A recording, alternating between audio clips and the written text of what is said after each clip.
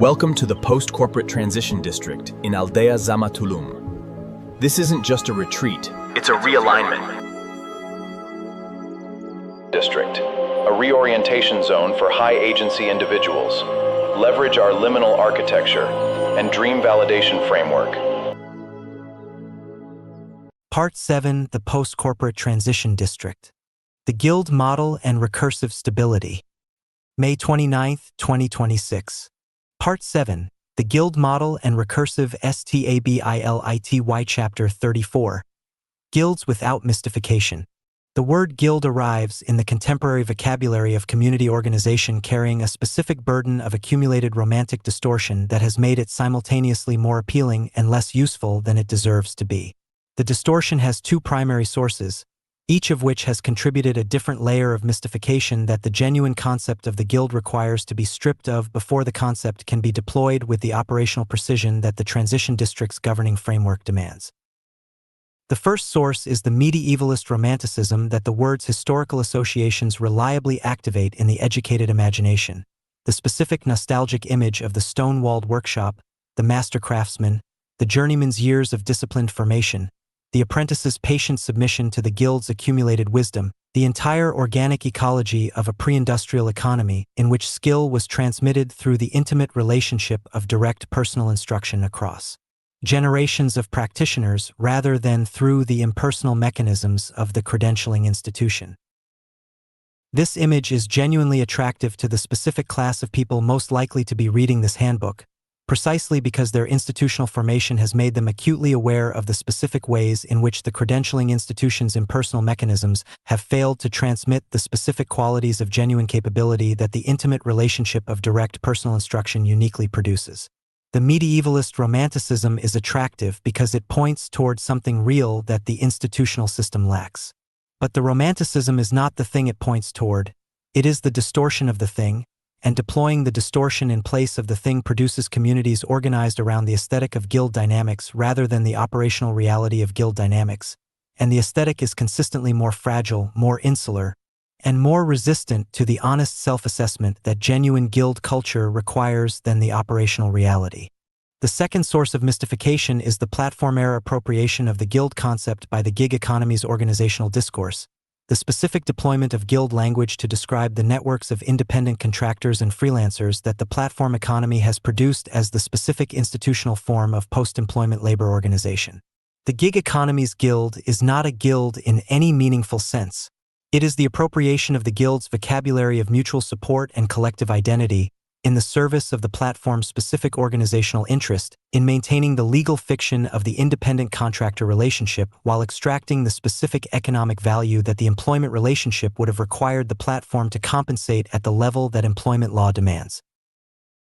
The appropriation has been sufficiently successful in some quarters that the word guild now carries, in certain professional communities, the specific association with the gig economy's organizational logic that is the precise opposite of what the genuine guild concept describes. The association with the informal, non-binding, individually negotiated, platform-mediated relationship rather than the binding, collectively governed, territorially rooted, knowledge-transmitting community of practitioners that the genuine guild represents. This appropriation must be explicitly repudiated before the genuine concept can be engaged, because the gig economy's guild appropriation produces the specific failure mode of the community that adopts the guild's vocabulary without the guild's actual organizational commitments. The community that calls itself a guild while maintaining the specific individual autonomy and the specific non-binding relationship character that the genuine guild's most important functions require the guild to transcend. The genuine guild, stripped of the medievalist romanticism and the platform-era appropriation, is a specific form of occupational community with a specific set of organizational characteristics that distinguish it from every other form of occupational organization that the contemporary vocabulary provides. The guild is not a professional association, which is organized around the collective representation of its members' economic interests and the maintenance of the credentialing standards that distinguish the professionally qualified from the professionally unqualified in the credentialing market. The guild is not a union, which is organized around the collective bargaining of its members' economic terms with the institutional employer whose employment relationship is the primary economic relationship that the union is designed to govern. The guild is not a network, which is organized around the exchange of information and the facilitation of the specific personal connections that make the exchange of information consequential for the individual members' careers and economic opportunities. And the Guild is not a community of practice in the specifically academic sense, which is organized around the production and the transmission of knowledge within a specific disciplinary domain through the publication and the conference and the peer review and the other institutional mechanisms of the formal knowledge production system. The Guild is the specific form of occupational community organized around the transmission of genuine operational capability from experienced practitioners to developing practitioners through the sustained, direct, territorially rooted relationship of personal instruction and communal practice. The specific institutional form that ensures the community's accumulated operational knowledge does not die with the generation that accumulated it, but is transmitted, with modification and extension, but also with essential continuity, to the generation that will carry it forward after the transmitting generation's departure from the community's active life. The Guild's primary organizational function is therefore not the representation of its members' economic interests, which the professional association and the union perform, nor the facilitation of its members' information exchange, which the network performs, nor the production of formal knowledge, which the academic community of practice performs. The Guild's primary organizational function is the prevention of the specific catastrophic knowledge loss that occurs when a community of practitioners fails to develop the systematic mechanisms for transmitting its accumulated operational knowledge to the developing generation of practitioners before the experienced generation's departure from active practice, and the knowledge transmission is therefore non-optional for the community's long-term viability in the way that the representation of economic interests and the facilitation of information exchange and the production of formal knowledge are not. This specific organizational function, the systematic prevention of catastrophic knowledge loss through the deliberate, structured, sustained transmission of accumulated operational knowledge across generations of practitioners, is the function that the transition district's community most urgently requires and that the Guild model is uniquely designed to perform. The urgency derives from the specific character of the transition district's operational knowledge, the specific accumulated knowledge of what the post-institutional transition actually costs, what the sovereign practice's specific failure modes look like in the specific conditions of the specific geography and the specific historical moment the community is navigating, and what the specific modifications to the specific proposed life designs that the specific community's specific collective intelligence has identified as the specific adjustments most likely to make the specific practices genuinely viable in the specific operational realities of the specific current conditions. This knowledge is not formal knowledge. It is not the knowledge that can be encoded in the academic paper or the professional certification or the published protocol and transmitted through the formal knowledge production system's standard mechanisms. It is operational knowledge, the knowledge that is most accurately and most completely encoded in the specific practitioner's embodied experience of having attempted the specific practice in the specific conditions, and that is most effectively transmitted through the sustained, direct, personal relationship between the experienced practitioner and the developing practitioner in the specific context of the shared practice rather than through any formal transmission mechanism that the institutional knowledge management system provides. The Guild model's specific organizational characteristics, the characteristics that distinguish the genuine Guild from the aesthetic Guild and the platform-era Guild appropriation, are the characteristics that make the Guild uniquely capable of performing this knowledge transmission function. The first characteristic is territorial rootedness. The Guild's organization around a specific territory that the Guild's practitioners share as the common physical context of their practice and their community. The territorial rootedness is not merely the organizational convenience of the practitioners who happen to be located in the same place. It is the organizational precondition for the sustained, direct, personal relationship between the experienced and the developing practitioner that the knowledge transmission function requires, because the sustained relationship requires the sustained physical proximity that the shared territory provides and that the geographically dispersed network or the digitally mediated community cannot provide with the same consistency and the same depth of mutual knowledge that the sustained physical proximity produces. The transition district's territorial rootedness is aldea zama, the specific physical territory whose specific atmospheric and spatial conditions Part 2 of this handbook has analyzed as the specific foundation of the second phase strategy's feasibility, and whose specific physical presence as the shared context of the community's daily practice provides the specific foundation of the Guild model's territorial characteristic.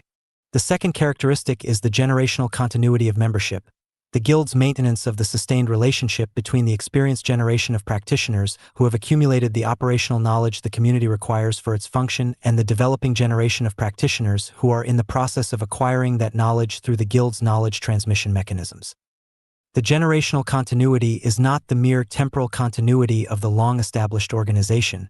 It is the specific quality of the living relationship between the generations that makes the knowledge transmission possible. The specific condition in which the experienced practitioner's accumulated knowledge is not merely stored in the practitioner's memory and publications but actively available to the developing practitioner through the direct, personal, sustained relationship that the Guild's organizational structure and the community's territorial rootedness together maintain. The transition district's generational continuity is the specific relationship between the initiated practitioners and the uninitiated arrivals that Part 3 of this handbook has analyzed in detail, the conversion arc that converts uninitiated arrivals into initiated practitioners who become the next generation's knowledge transmitters, in the recursive dynamic that gives the Guild model its specific quality of self-sustaining organizational vitality.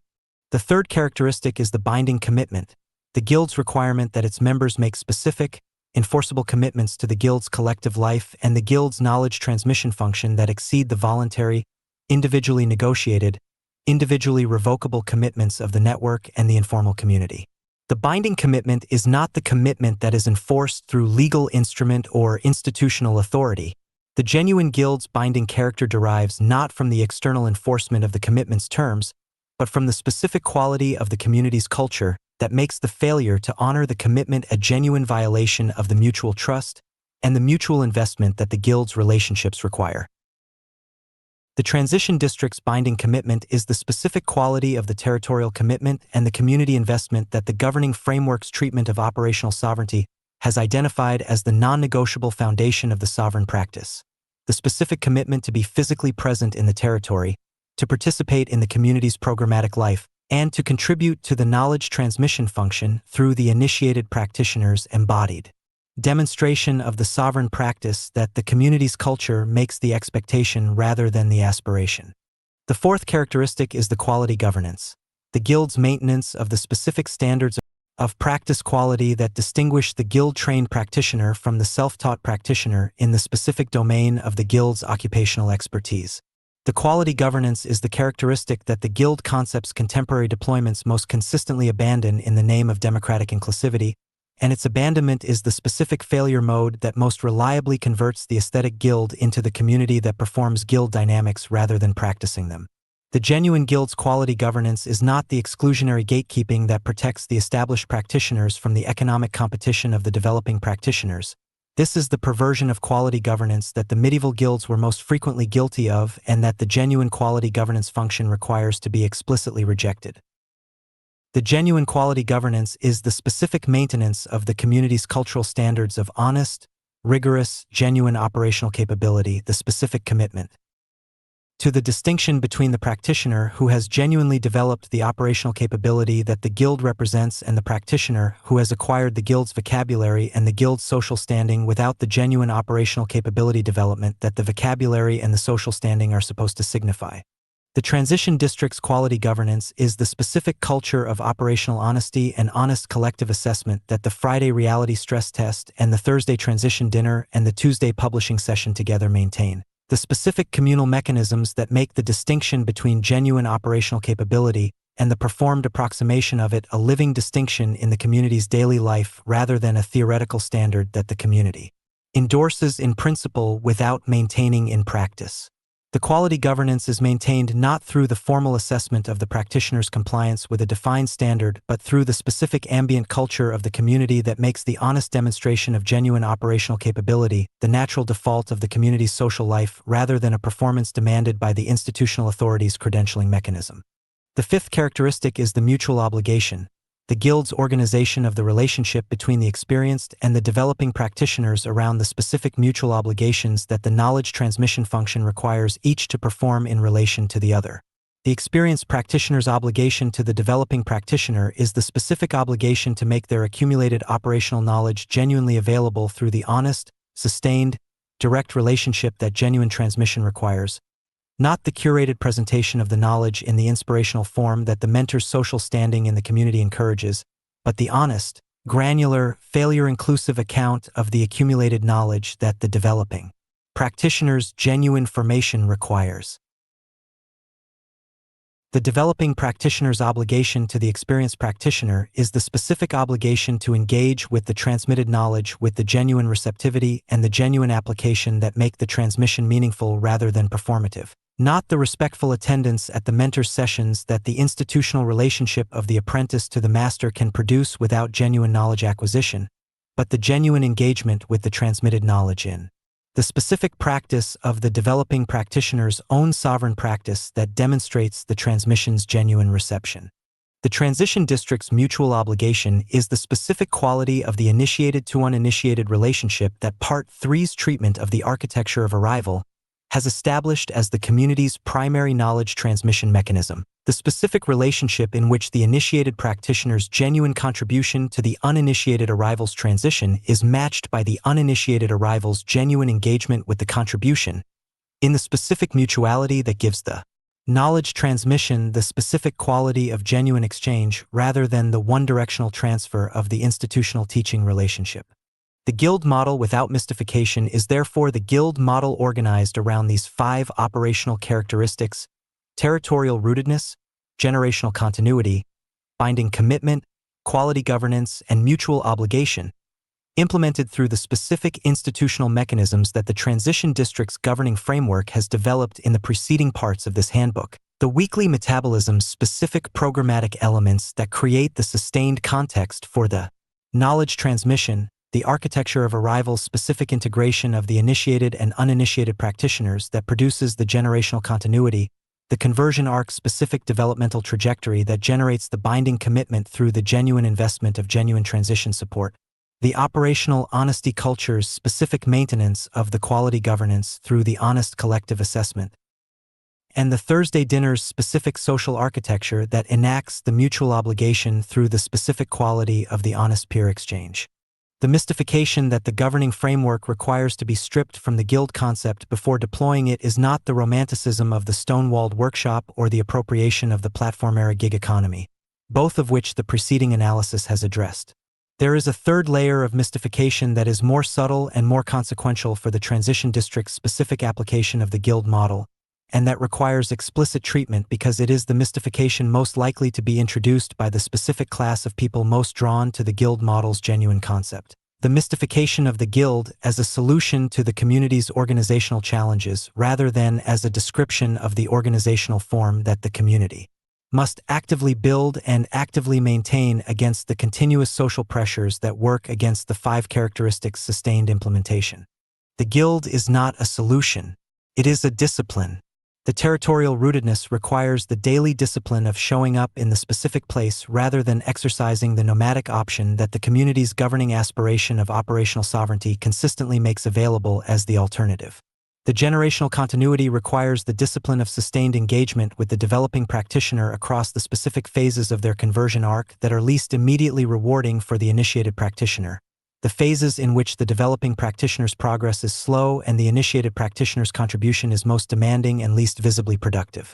The binding commitment requires the discipline of maintaining the commitment through the specific periods of the community's life when the commitment's costs are most acute and the commitment's benefits are least immediately evident. The quality governance requires the discipline of maintaining the honest collective assessment of the community's practitioners' genuine operational capability against the continuous social pressure of the affirmational culture that the community's genuine care for its members' well-being consistently generates as the more immediately comfortable alternative. And the mutual obligation requires the discipline of maintaining the genuine mutuality of the exchange against the specific asymmetries of capability and experience that the initiated to uninitiated relationship consistently produces and that consistently tend, without the specific discipline of the mutual obligation's maintenance, toward the extraction of the initiated practitioner's knowledge without the genuine reciprocal engagement that the developing practitioner owes the initiated practitioner in return. The guild model without mystification is the guild model practiced as a discipline rather than adopted as an identity, the specific daily practice of the 5 characteristics organizational requirements in the specific institutional context that the transition district's governing framework has established for their implementation, maintained against the specific social pressures that work against each characteristic's sustained implementation through the specific cultural mechanisms that the governing framework's commitment to operational honesty and genuine collective assessment provides. The discipline is demanding. The demand is the evidence of the model's genuine character rather than its mystification. And the genuine character, the territorial rootedness, the generational continuity, the binding commitment, the quality governance, and the mutual obligation, is the specific set of organizational characteristics that gives the guild model its specific capability for the knowledge transmission function that the transition district's community most urgently requires, and that no other organizational form in the contemporary vocabulary provides with the same combination of operational effectiveness and cultural durability. The guild without mystification is demanding. That is the point. The romanticism is easier. The platform appropriation is more convenient. The genuine guild is the organizational form that actually works, that actually transmits the knowledge, that actually maintains the quality, that actually sustains the community across the generational transitions that any community of genuine duration must navigate. The genuine guild is demanding because the functions it performs are demanding, because the systematic prevention of catastrophic knowledge loss and the sustained transmission of genuine operational capability across generations of practitioners are not functions that the convenient and the comfortable organizational forms are capable of performing. The demanding organizational form is the appropriate form for the demanding function. The transition district's community has taken on the demanding function. The guild model, the genuine one without the mystification, is the appropriate organizational form for the community that has taken it on. Part 7, the Guild Model and Recursive Stability Chapter 35. Layered Initiation as Cultural Architecture.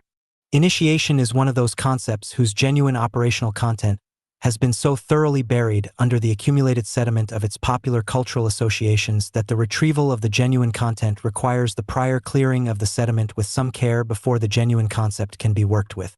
The sediment comes from several directions simultaneously. From the fraternal organization tradition, initiation carries the association with the hazing ritual, the deliberately humiliating ordeal designed to prove the initiate's willingness to subordinate themselves to the established hierarchy's authority, serving the function of generating the specific quality of institutional loyalty that is purchased not through the genuine recognition of the institution's value but through the specific psychological mechanism by which human beings become attached to the groups they have suffered to enter. From the New Age and spiritual community tradition, initiation carries the association with the ceremony, the specifically designed ritual event in which the initiate is symbolically separated from their prior identity and symbolically invested with the new identity that the community's initiation process confers, serving the function of generating the specific quality of identity transformation that the community's program is designed to produce through the specific compression of the transformation process into the specific temporal container of the ceremony. From the digital community tradition, initiation carries the association with the onboarding process, the specifically designed sequence of platform interactions through which the new user is introduced to the platform's features and the platform's community norms in the specific format that maximizes the probability of the new user's continued engagement with the platform, serving the function of generating the specific quality of platform stickiness that the platform's business model requires. None of these associations is the genuine concept this chapter is developing. The hazing ritual is the perversion of initiation, the deployment of the initiation's psychological mechanisms in the service of institutional hierarchy's reproduction rather than genuine knowledge transmission. The ceremony is the formalization of a single threshold moment in a process that is genuinely multi-staged and genuinely developmental rather than momentary and symbolic. And the onboarding process is the reduction of a genuine cultural architecture to the specific subset of its function that is measurable in the digital engagement metrics that the platform's optimization algorithm can track. The genuine concept of initiation as cultural architecture is not any of these things. It is the specific design of the community's cultural life in a form that makes the development of genuine operational capability and genuine community membership a staged, acknowledged, consequential process whose stages are marked by the specific changes in the practitioner's relationship to the community's knowledge, the community's governance, and the community's knowledge transmission functions that genuine development produces and that the community's cultural architecture makes legible, honored, and practically consequential in the community's daily life. The word architecture in the chapter's title is precise rather than decorative. Cultural architecture is the specific design of a community's cultural life, its norms, its practices, its governance structures, its programmatic activities, its spatial organization, and the specific quality of the social relationships between its members, in ways that produce specific intended outcomes rather than allowing those outcomes to emerge or fail to emerge from the undesigned natural social dynamics that any human community generates in the absence of deliberate cultural design. Architecture implies intention, implies structure, implies the specific relationship between the design's elements and the outcomes the design is intended to produce, and implies the specific quality of the designer's ongoing responsibility for the maintenance of the design against the specific forms of deterioration and drift that any cultural design is subject to in the social conditions of actual community life. The transition district's layered initiation is a cultural architecture in precisely this sense. It is the specific design of the community's cultural life in the form that most effectively produces the specific outcomes that the Guild model's knowledge transmission function requires. The genuine development of genuine operational capability in a staged, acknowledged, and consequential process that makes the development visible to both the developing practitioner and the community around them, and that makes the community's recognition of the development's achievements a living cultural practice rather than a bureaucratic credentialing procedure.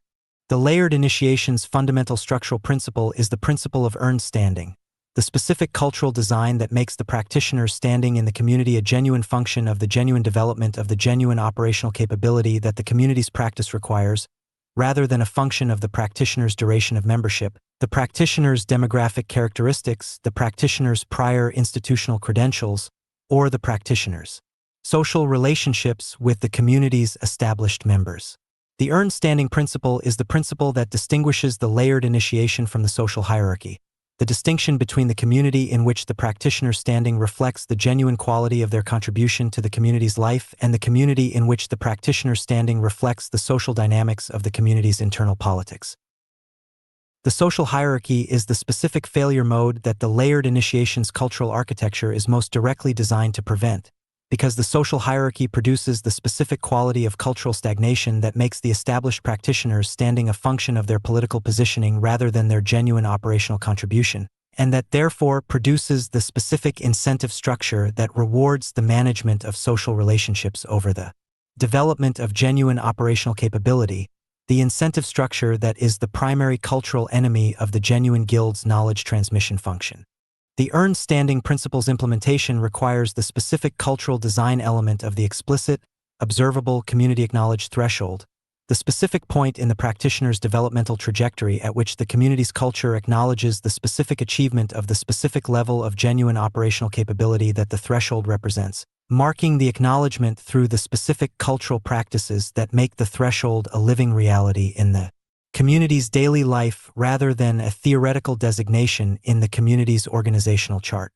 The threshold must be explicit to be genuinely consequential, the implicit threshold that everyone in the community understands but that no one acknowledges explicitly produces the specific quality of the unspoken social hierarchy that is indistinguishable from the social hierarchy in its practical effects on the community's cultural dynamics. The threshold must be observable to be genuinely earned. The threshold that is acknowledged on the basis of the practitioner's self-reported capability, rather than the community's observed evidence of the capability, produces the specific quality of the credential inflation that the institutional credentialing system has demonstrated is the inevitable consequence of the self-reported capability's validation. And the threshold must be community acknowledged to be genuinely cultural. The threshold that is recognized only by the individual practitioner and the specific practitioners who directly observed the threshold achieving practice produces the specific quality of the private acknowledgement that is indistinguishable from the absence of acknowledgement in terms of the cultural architecture's structural function. The transition district's layered initiation is organized around four primary layers, each of which represents a specific stage of the practitioner's developmental trajectory and each of which is marked by a specific threshold that the community's cultural architecture makes explicit, observable, and community acknowledged in the specific ways that the genuine cultural architecture requires. The four layers are not a hierarchy in the sense of a ranking of human value. They are a developmental sequence in the sense of a staged progression through the specific forms of the community's knowledge, the community's governance, and the community's knowledge transmission that genuine operational capability development and genuine community membership require to be engaged with in a specific order for the engagement to be genuinely developmental rather than merely participatory. The first layer is the layer of the arriving practitioner, the layer in which the uninitiated arrival is in the process of engaging with the community's atmospheric reception and contextual orientation phases, and is building the specific quality of psychological safety and cultural orientation that the community's subsequent programmatic demands require. The arriving practitioner's layer is marked not by any specific achieved capability threshold, but by the specific quality of the community's reception, the specific cultural practice of the genuine warm reception that the atmospheric reception phase's design establishes as the community's standard for the arriving practitioner's encounter with the community's culture. The arriving practitioner's layer has no specific duration. It ends when the specific transition conditions described in Part 3's treatment of the staged cognitive acclimatization framework have been met, which is when the arriving practitioner has developed the psychological safety and the cultural orientation that mark the readiness for the second layer's more demanding engagements. The cultural architecture of the arriving practitioner's layer is the specific design of the community's reception practices, the atmospheric conditions, the social norms, the programmatic accessibility, and the specific quality of the established practitioner's engagement with the arriving practitioner that makes the genuine warm reception the community's practice default rather than the performed welcome that the aspirational culture's community management produces. The second layer is the layer of the developing practitioner, the layer in which the practitioner is actively engaged in the community's full programmatic life and is developing the specific operational capabilities that the transition district's governing framework identifies as the primary outcomes of the conversion arc's operational engagement phase. The developing practitioner's layer begins with the first genuine operational engagement, the first Friday reality stress test presentation, the first Tuesday publishing session production contribution, the first Thursday dinner honest account, and continues through the full arc of the operational testing and the dream validation processes until the specific threshold conditions of the third layer's entry are met. The developing practitioner's layer is the longest and the most demanding of the four layers because it encompasses the full arc of the transition district's primary developmental work, the dream articulation and the failure mode mapping and the design modification and the operational testing that the dream validation framework organizes, and the production output and the community contribution and the honest collective assessment engagement that the weekly metabolism's programmatic elements require. The second layer's threshold, the specific observable, community-acknowledged conditions that mark the developing practitioner's readiness for the third layer's different relationship to the community, is not a single dramatic achievement but a specific pattern of demonstrated capabilities accumulated across the second layer's full duration. The pattern includes the specific quality of honest self-assessment that the Friday reality stress test's consistent honest engagement develops, the specific quality of genuine cultural production that the Tuesday publishing session's consistent output-first practice produces, the specific quality of honest relational engagement that the Thursday dinner's consistent honest account practice develops, and the specific quality of the sovereign practice's operational architecture that the dream validation framework's full cycle produces in the form of the genuinely viable proposed life design that the operational testing has validated as adequate to the specific operational conditions the practice will encounter. The second layer's threshold is the specific point at which the community's collective assessment of the developing practitioner's demonstrated capabilities converges on the honest recognition that the practitioner has developed the specific operational capability that the third layer's different community relationship requires, not the perfect sovereign practice, which the transition district's governing framework explicitly rejects as the threshold condition because it would make the threshold an unreachable standard, but the genuine, tested, honestly assessed operational capability that the community's initiated practitioners recognize through the specific quality of the practitioner's demonstrated practice rather than through any formal assessment of the practitioner's compliance with a defined standard.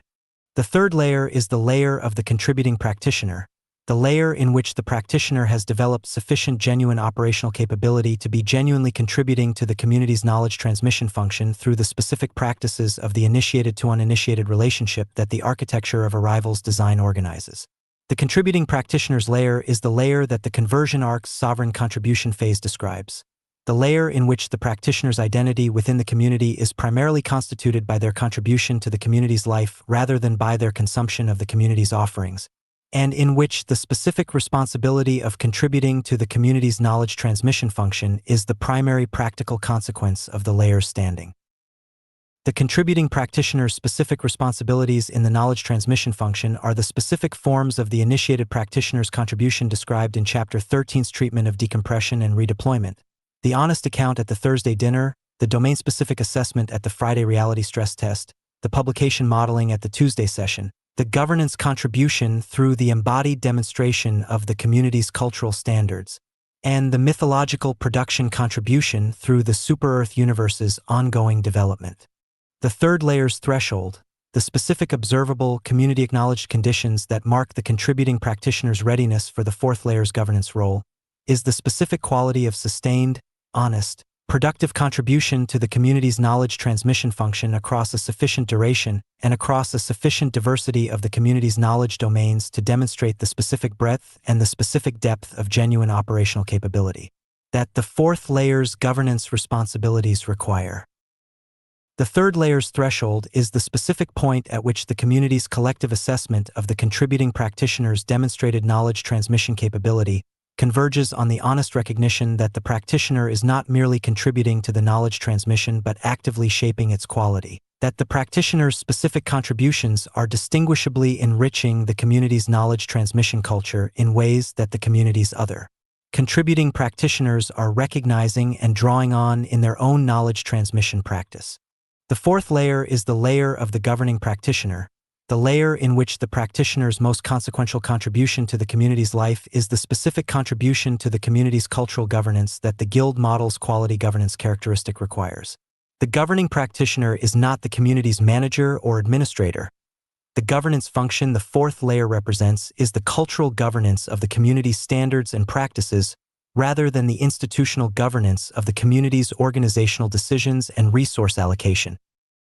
The governing practitioner's specific cultural governance responsibilities are the maintenance of the community's commitment to operational honesty against the continuous social pressure of the affirmational culture, the maintenance of the community's quality standards for the knowledge transmission function against the continuous social pressure of democratic inclusivity, the maintenance of the community's binding commitment culture against the continuous social pressure of the individual. Sovereignty that the sovereign practice's governing aspiration consistently makes available as the alternative to the community's collective obligations, and the maintenance of the community's territorial commitment culture against the continuous social pressure of the nomadic option that the founding cohort's prior history and the next migration's cultural atmosphere consistently make available as the escape from the specific difficulties of the sustained place-based community. The fourth layer's specific cultural governance is exercised primarily through the embodied demonstration of the governing practitioner's own daily practice, rather than through the explicit enforcement of rules and norms that the community's institutional governance would require. The governing practitioner who maintains the Friday reality stress test's honest assessment culture through the specific quality of their own contributions to the stress test's honest collective assessment is exercising cultural governance more effectively than any formal rule about the quality of the assessment culture could exercise it, because the embodied demonstration of the genuine standard is more immediately and more continuously present in the community's cultural life than any formal rule whose application requires the specific occasion of its invocation. The governing practitioner who maintains the community's territorial commitment culture through the specific quality of their own sustained, genuine territorial engagement, through the consistent physical presence in the territory, the consistent participation in the community's programmatic life, the consistent investment in the specific relationships with the specific people and the specific institutions and the specific natural environment of the district, is exercising cultural governance. Through the specific mechanism that genuine cultural architecture most relies on, the visible, daily, embodied demonstration of the standard that the governing practitioner's sustained practice makes continuously available as the reference point for the community's collective understanding of what the standard looks like when it is genuinely held rather than merely endorsed. The relationship between the four layers and the specific cultural practices that make the layered initiation a living architecture rather than a theoretical scheme is the relationship between the design and its implementation. The relationship that determines whether the layered initiation is a genuine feature of the community's cultural life or a conceptual framework that the community endorses in its governing vocabulary without implementing in its actual social practices. The implementation of the layered initiation's design requires three specific cultural practices that together maintain the four layers as a living architecture rather than allowing them to collapse into the undifferentiated community flatness that the social pressure of democratic inclusivity consistently produces. The first practice is the explicit acknowledgement, the specific cultural act through which the community acknowledges the threshold conditions that mark the transition between layers in a form that is visible to the community's full membership rather than registered only in the private relationship between the developing practitioner and the specific initiated practitioners who have observed the threshold achieving development. The explicit acknowledgement is not a ceremony in the New Age community's sense. It is not a designed ritual event that compresses the threshold's recognition into the specific temporal container of the ceremony's performance. It is the specific informal but genuine and public expression of the community's collective recognition of the threshold's achievement in the specific programmatic contexts where that recognition is most naturally and most honestly available. The specific quality of the Friday stress test's response to the practitioner's presentation that communicates the community's honest collective recognition that the presentation's quality represents the threshold condition's achievement. The specific quality of the Thursday dinner's engagement with the practitioner's honest account that communicates the community's honest collective recognition of the account's depth and the depth's evidence of the threshold achieving development, and the specific quality of the Tuesday publishing session's honest collective assessment of the practitioner's production that communicates the community's recognition of the production's quality and the quality's evidence of the threshold achieving development. The second practice is the differentiated expectation, the specific cultural norm that the community's expectations of each practitioner's contribution to the community's life are differentiated in the specific ways that each layer's different relationship to the community's knowledge transmission function requires, rather than being uniform across all practitioners regardless of their specific layer and their specific current relationship to the community's knowledge. The differentiated expectation is the cultural practice that gives the layered initiation its practical consequence in the community's daily life. The practice that makes the layers designation not a social distinction without operational significance, but the specific indicator of the specific forms of contribution that the community expects from the practitioner in the specific layer, and the specific forms of support that the community is committed to providing to the practitioner at each specific layer. The arriving practitioner is not expected to contribute to the knowledge transmission function in the specific ways the contributing practitioner is expected to contribute. Not because the arriving practitioner lacks the potential for such contribution, but because the arriving practitioner has not yet developed the specific operational capability that genuine contribution to the knowledge transmission function requires, and the expectation of the contribution before the capability has been developed produces the specific failure mode of the premature contribution, the practitioner who is performing the knowledge transmission role before having the genuine knowledge to transmit, which is among the most damaging failure modes the community can produce because it contaminates the knowledge transmission function with the specific quality of the unearned account that the community's commitment to operational honesty exists to prevent. The third practice is the protected transition, the specific cultural design that makes each layer's transition to the subsequent layer a protected passage, protected from the specific social pressures that most consistently produce premature acceleration through the layers before the genuine capability development that the layers represent has been achieved. The premature acceleration pressure takes two specific forms that the cultural architecture's protected transition practice must address simultaneously. The external pressure is the specific social dynamics of the community's culture that make the practitioner's advancement through the layers a source of social status in the community, and that therefore produce the specific incentive for the practitioner to perform the threshold achieving development rather than genuinely achieving it. The incentive that is the primary cultural mechanism through which the genuine guild's earned standing principle is corrupted into the social hierarchies. Performed standing principle. The internal pressure is the specific psychological dynamics of the practitioner's own ambition and impatience, the specific combination of the genuine desire for the recognition that the subsequent layer's standing represents and the genuine impatience with the developing layer's slower pace of development that the ambitious practitioner consistently experiences, and that consistently produces the specific temptation to claim the subsequent layer's standing before the threshold achieving development has been genuinely accomplished. The protected transition is the cultural design that addresses both forms of premature acceleration pressure through the specific mechanism of the honest collective assessment, the same mechanism that the quality governance practice maintains as the primary instrument of the community's cultural standards in the knowledge transmission function. The honest collective assessment of the threshold achieving development is the specific cultural practice that makes the threshold a genuine earned condition rather than a social designation, the specific practice in which the community's contributing and governing practitioners assess the developing practitioner's demonstrated capabilities against the threshold-specific conditions with the same honest, caring, operationally specific quality of assessment that the Friday reality stress test maintains for the community's proposed sovereign practice designs. The honest collective assessment of the threshold condition is not the formal examination of the institutional credentialing system.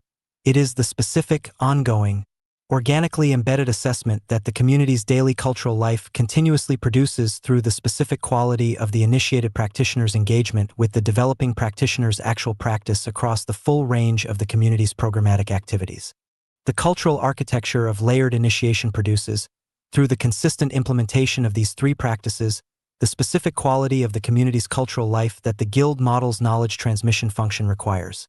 The quality in which genuine operational capability development is the primary determinant of the practitioner's standing in the community, in which the knowledge transmission function is practiced as a genuine mutual obligation between the layers rather than as the charity of the experienced toward the inexperienced, and in which the specific responsibilities that accompany each layer's standing make the layered initiation not a social distinction without operational consequence, but the specific organizational form through which the Guild model's primary function.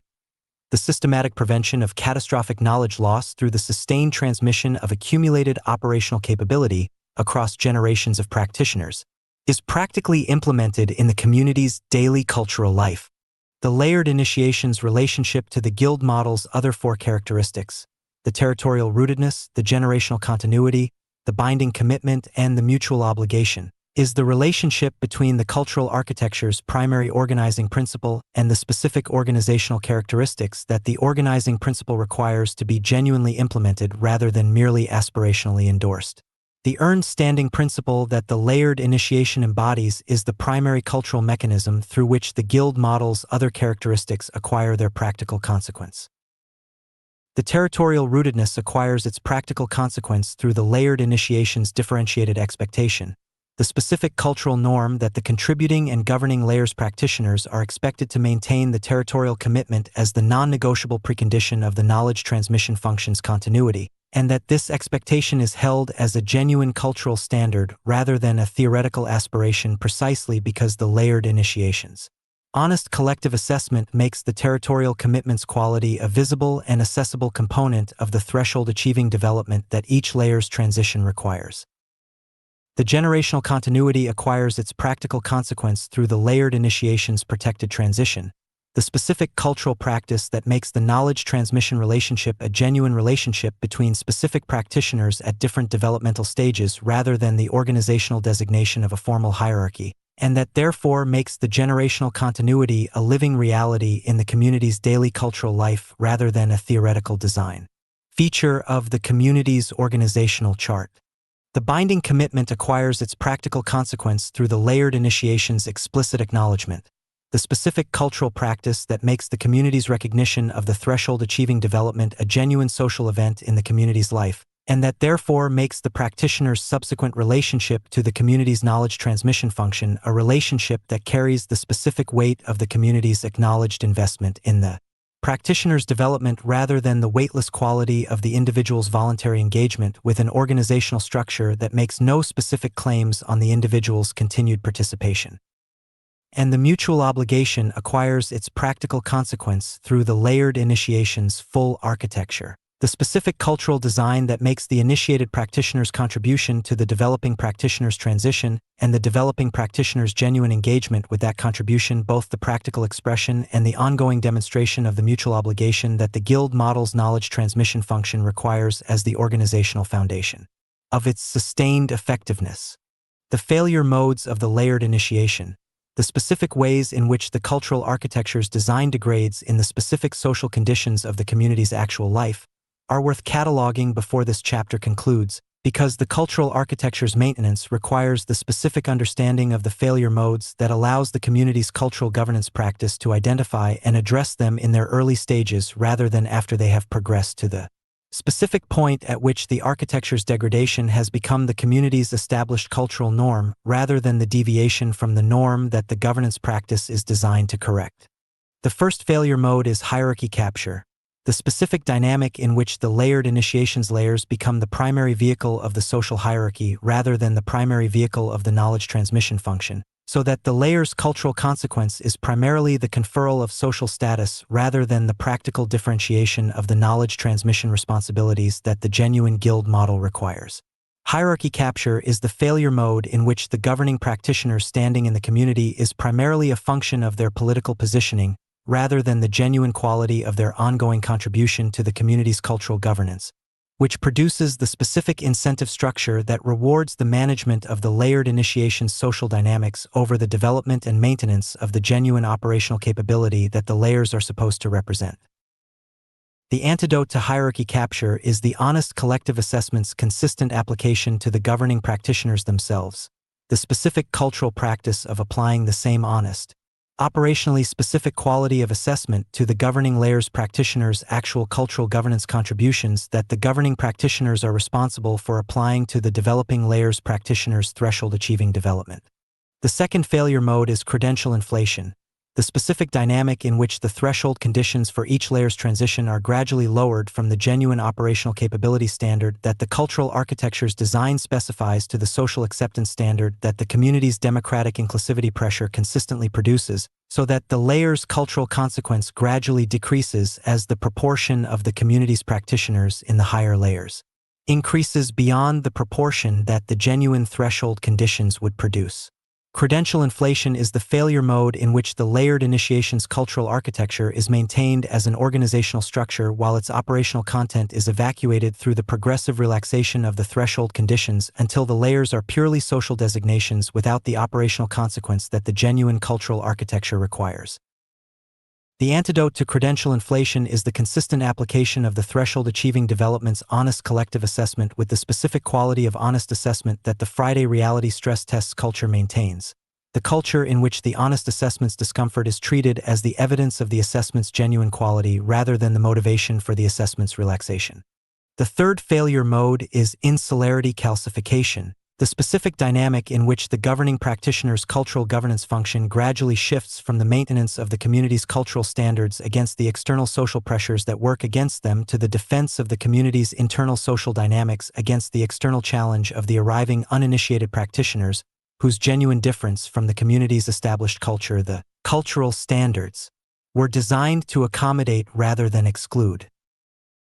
Insularity calcification is the failure mode in which the layered initiation's cultural architecture is deployed in the service of the community's exclusion of genuine difference, rather than the community's transmission of genuine knowledge to practitioners of genuine difference, producing the specific quality of the closed circle that the founding generation's cultural standards have made impenetrable to the fresh signal and the renewal that the subsequent generation's genuine difference represents. The antidote to insularity calcification is the consistent application of the arriving practitioner layer's genuine warm reception practice, the specific cultural norm that makes the arriving practitioner's genuine difference the community's most valued contribution rather than the community's primary threat to its established cultural coherence. The layered initiation as cultural architecture is therefore both the guild model's primary organizational mechanism and the community's primary vulnerability, both the specific design that makes the genuine knowledge transmission function possible and the specific cultural form most subject to the specific failure modes that convert the genuine knowledge transmission function into its cultural approximation. The maintenance of the genuine architecture against the failure modes is the governing practitioner's most important ongoing responsibility and the community's most continuously demanding cultural discipline. The discipline is worth maintaining. The architecture is worth building. The genuine knowledge transmission function that the architecture makes possible is the specific organizational achievement that distinguishes the community that outlasts its founding generation from the community that does not.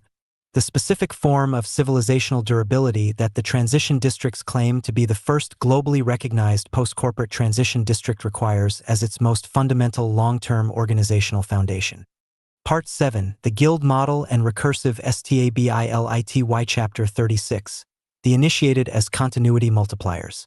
The phrase continuity multiplier is chosen with the specific operational precision that this handbook's governing commitment to terminological exactness demands, and the precision requires unpacking before the concept can be deployed with the full force of its implications. Continuity, in the context of the transition district's guild model, refers not to the mere temporal persistence of the community's organizational existence, not to the fact of the community's continued operation across successive periods of time, but to the specific quality of the community's cultural persistence across the generational transitions of its membership that distinguishes the community whose essential character is transmitted intact across those transitions from the community, whose essential character is progressively diluted, distorted, or lost through them.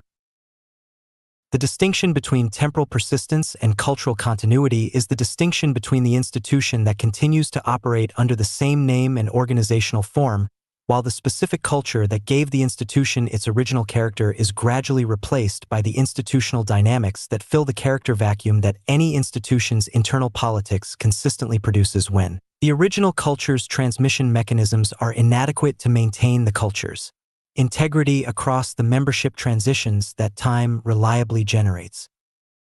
The transition district's guild model is designed to produce cultural continuity rather than merely temporal persistence, to maintain the specific quality of the community's culture across the membership transitions, not because the community's organizational form enforces cultural compliance, but because the community's knowledge transmission mechanisms make the culture genuinely transmissible to each new generation of practitioners, rather than requiring each generation's independent rediscovery of the culture's essential commitments. Multiplier, in the context of the continuity multiplier concept, refers to the specific quality of the initiated practitioner's contribution to the community's cultural continuity that exceeds the linear contribution of the single practitioner's own sustained community membership.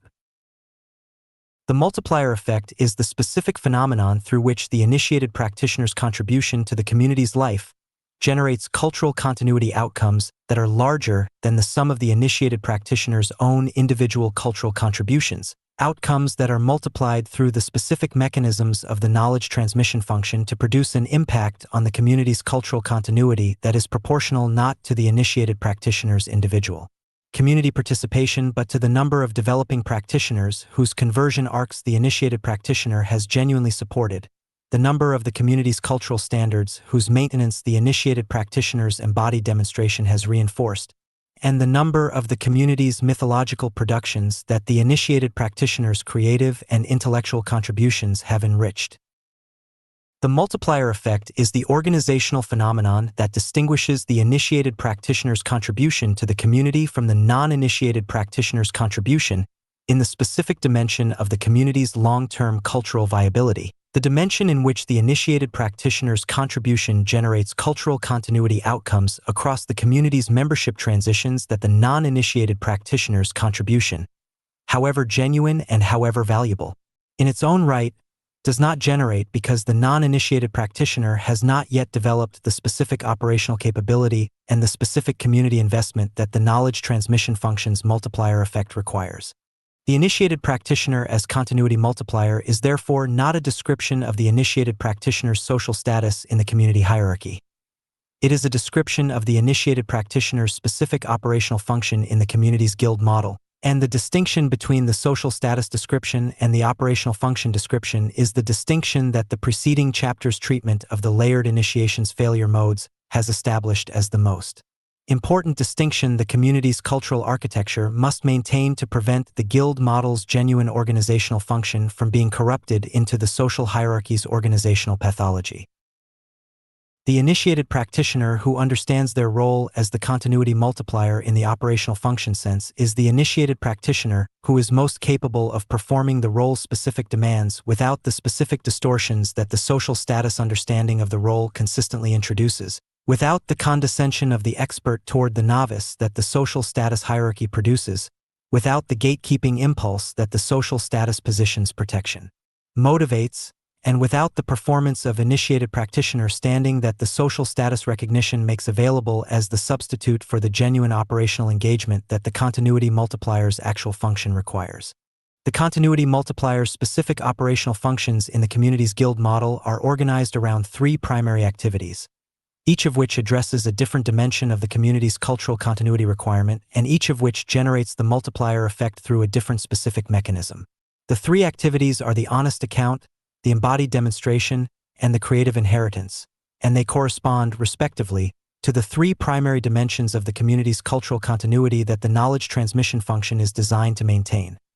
the knowledge dimension, the practice dimension, and the mythology dimension.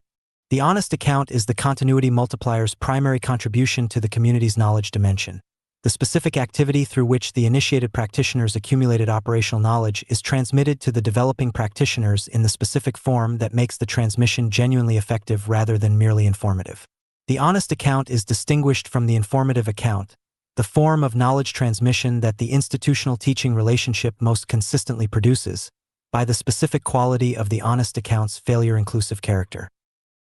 The informative account of the post-institutional transition-specific challenges is the account that describes the challenges in the terms that the expert's organized understanding of the challenges makes available, the systematic taxonomy of the common failure modes, the analytical framework for assessing the transition-specific risks, the research-validated model of the transition's typical trajectory. The informative account is accurate, it is organized, and it is genuinely useful as a cognitive map of the transition's terrain. But it is not the honest account because the informative account has been organized through the retrospective intelligence of the expert who has already survived the challenges and who is therefore describing them from the position of the person who knows how the challenges resolved rather than from the position of the person who is living through the challenges without yet knowing how they will resolve. The honest account is the account that makes the specific failures, the specific months of financial stress, the specific relationship costs, the specific identity dissolution moments, the specific periods of genuine conviction that the transition was a mistake, as operationally specific and as emotionally honest as the successes, not because the community's culture values suffering over achievement, but because the honest account's failure-inclusive character is the specific quality that makes the account genuinely useful to the developing practitioner in the specific way that the informative account's success-organized narrative cannot be genuinely useful.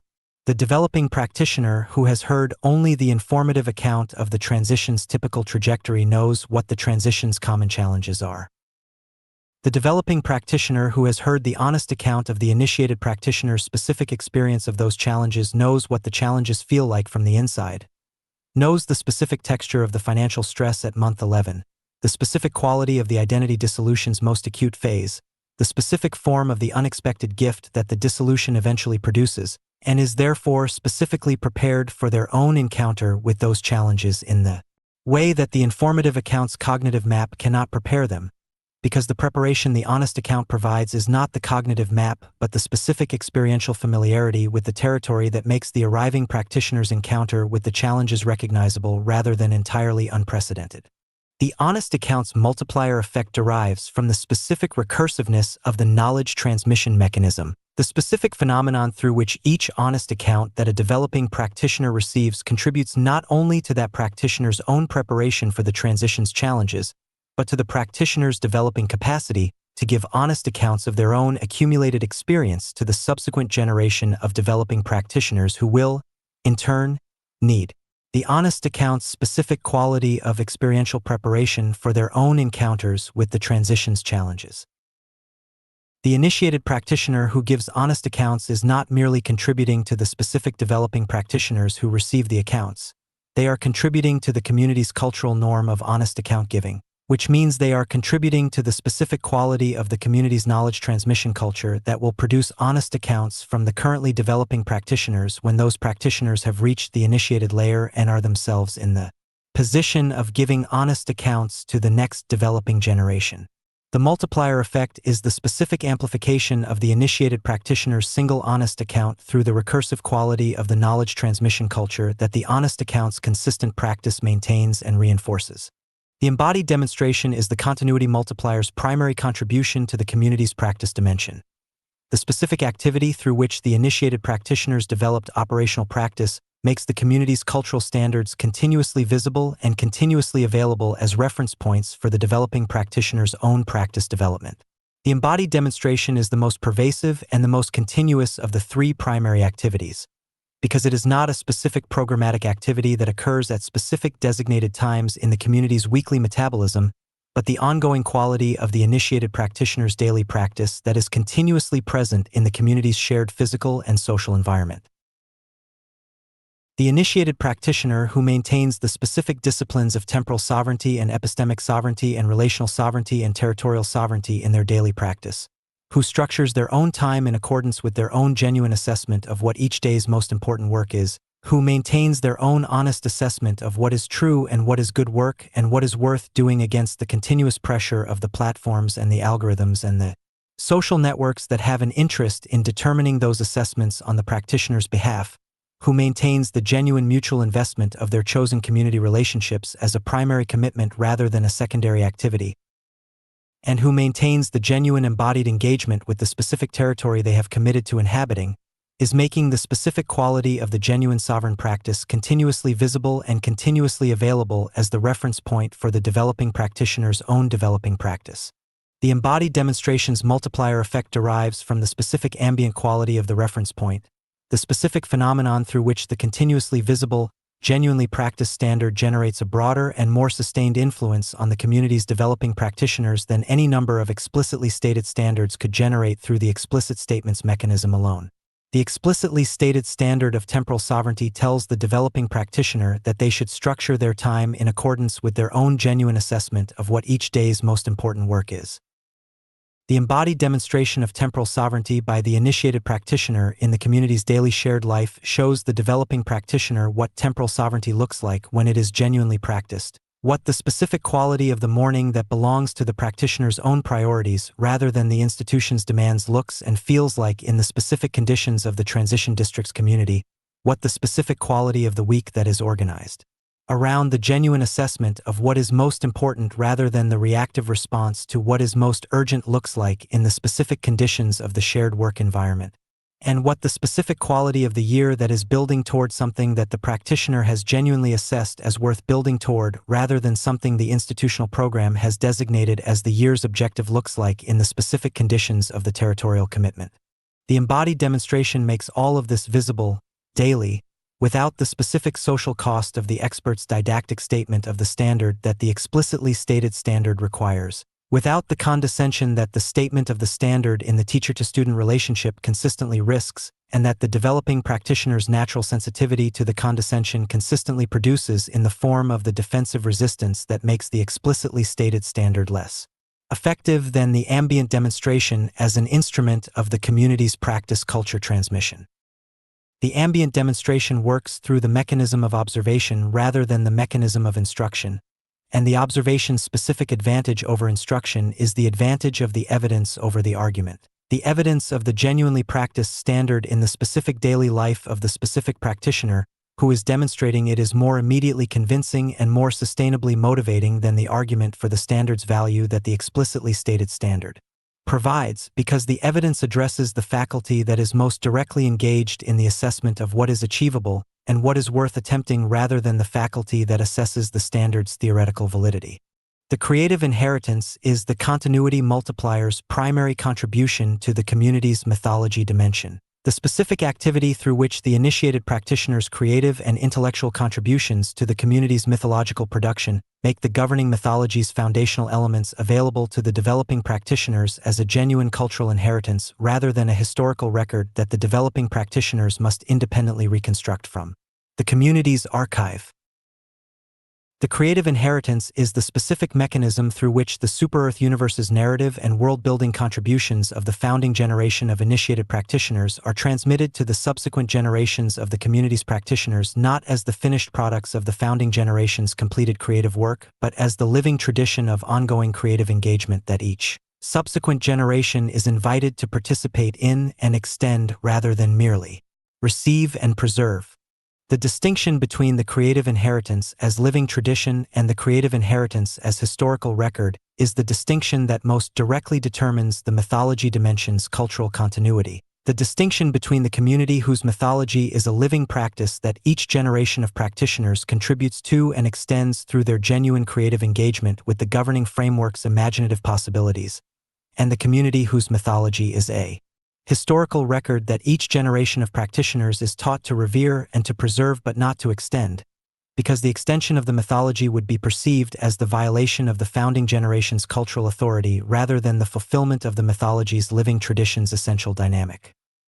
The living tradition is the form of creative inheritance that the continuity multiplier generates through their ongoing participation in the Wednesday session's mythological production. The specific quality of the initiated practitioner's creative contribution that treats the community's governing mythology not as a completed body of work requiring preservation but as a developing body of work requiring the ongoing creative engagement of each generation's practitioners to maintain the specific quality of genuine imaginative vitality that makes the mythology a living cultural presence rather than a revered cultural artifact. The creative inheritance's multiplier effect derives from the specific additive quality of the mythological production. The specific phenomenon through which each initiated practitioner's genuine creative contribution to the community's mythological development adds to the total body of the mythology's imaginative resources in a way that increases the subsequent generation's creative engagement possibilities rather than depleting them. The mythology that is developed through the genuine creative engagement of multiple generations of initiated practitioners is a mythology with greater imaginative depth, greater narrative complexity, greater thematic richness, and greater specific operational relevance to the specific current conditions of the civilizational transition than the mythology that is developed by any single generation alone, because each generation's genuine creative engagement with the mythology brings the specific perspective of the specific historical conditions that generation is navigating and the specific operational knowledge that the generation's practice has accumulated, knowledge and perspective that the preceding generations could not have provided because they had not yet navigated the specific historical conditions that the subsequent generation is bringing to the mythological development. The initiated practitioner as continuity multiplier is therefore the community's most important long-term organizational resource, more important, in the dimension of cultural continuity, than any institutional structure or governance mechanism or programmatic design element that the community could develop, because the institutional structures and governance mechanisms and programmatic design elements are the specific instruments through which the continuity multiplier's operational functions are exercised, and the quality of those functions determines the quality of the instrument's outcomes more directly than the quality of the instruments themselves. The finest weekly metabolism in the world does not produce cultural continuity if the initiated practitioners who are the primary knowledge transmitters within the metabolism's activities are not performing the continuity multiplier's three primary activities with the specific quality that the cultural continuity requirement demands. The most sophisticated layered initiation's cultural architecture does not produce cultural continuity if the initiated practitioners who are the primary cultural governance agents within the architecture's implementation are not maintaining the architecture standards with the specific quality of honest collective assessment that the cultural continuity requirement demands. The specific implications of the continuity multiplier concept for the transition district's practical community development are direct and consequential. The most important implication is the prioritization of the initiated practitioner's retention over the developing practitioner's attraction in the specific phase of the community's development when the two are in competition for the community's limited resources of time, attention, and spatial and programmatic capacity. The community that is expanding rapidly, attracting large numbers of arriving uninitiated practitioners and developing a substantial base of developing practitioners in various stages of their conversion arcs, but that is simultaneously losing its initiated practitioners to the geographic mobility that the sovereign practice makes available and the other geography's liminal conditions make attractive, is a community whose expansion is depleting rather than building its cultural continuity capacity. The expanding community that has lost its initiated practitioners has a large and growing population of developing practitioners and no one with the accumulated operational knowledge and the community investment and the cultural governance capability to perform the continuity multiplier's three primary activities that the developing practitioners' conversion arcs require.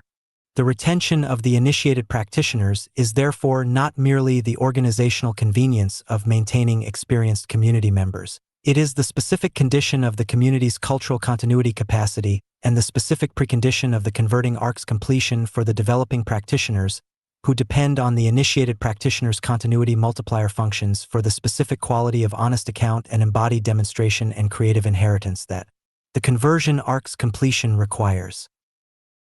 The community's most important retention instrument is the specific quality of the initiated practitioner's community experience that the decompression and redeployment design described in Chapter 13 is designed to produce. The experience of a community that genuinely serves the initiated practitioner's own continued development and genuinely deploys the initiated practitioner's accumulated operational knowledge in forms that are genuinely fulfilling rather than extractive, and that therefore makes continued engagement with the community the natural default of the initiated practitioner's own sovereign practice rather than the specific sacrifice of the individual autonomy that the sovereign practice's governing aspiration consistently makes available as the alternative.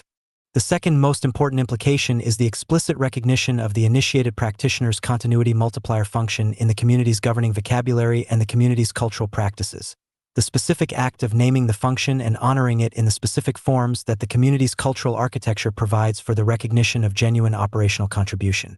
The recognition is not the social status conferral that the hierarchy's recognition mechanism provides. It is the genuine, honest, specific acknowledgement of the specific quality of the initiated practitioner's contribution to the community's cultural continuity in the specific forms that the honest acknowledgement takes in the community whose culture has developed the specific vocabulary for distinguishing the genuine contribution from the performed contribution. The acknowledgement is itself a form of the honest account. The community's honest collective recognition of the specific ways in which the specific initiated practitioner's specific continuity multiplier activities have specifically contributed to the specific developing practitioner's specific transition outcomes and the specific community's specific cultural continuity across the specific period of the acknowledgement's relevance. The initiated practitioners are the civilization's primary architects, not in the physical sense of the architects who design the buildings, which the first phase's development has already provided in excellent form, and not in the institutional sense of the architects who design the organizational structures, which the governing framework's intellectual architecture has provided in the form of this handbook. They are the civilization's architects in the cultural sense, the specific practitioners whose ongoing, daily, embodied, creative, and honest engagement with the community's life is the primary mechanism through which the civilization's essential character is maintained, transmitted, and extended across the generational transitions that any civilization's sustained development requires it to navigate without losing the specific qualities that make the civilization worth sustaining.